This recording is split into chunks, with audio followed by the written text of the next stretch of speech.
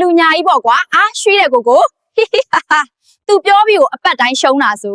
အန်ဖီရဲ့မိုးလောက်ကြီးပါလို့ပြောတဲ့ကိုပြောရဲဟိုမင်းသားပြောတော့အန်ဖီမှာ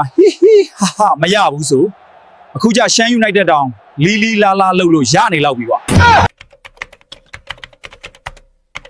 ကျတို့ဘကိုးအသင်းယာတီအစကပေါင်းထမ်းရာကြီးသုံးပြီးဝယ်လိုက်တာလူတစ်တွေမှတ်နေတာပဲဟုတ်မလဲဖိအားတွေဖြစ်နေတယ်ဗျဘုံမပဲငါအာယုံအရာလိပ်ပူရှုံပွဲဆက်နေတာနတ်ကိုမလို့အပ်ပဲမှားပင်ပြီလို့ကိုရတရားလိုတယ်ရေရရာကဟိုမင်းသားကိုအန်ဖီကွင်းထဲသွားခိုင်းပြီးဟာလို့တနေကုန်អော်ခိုင်းဒါဆိုโอเคပြီ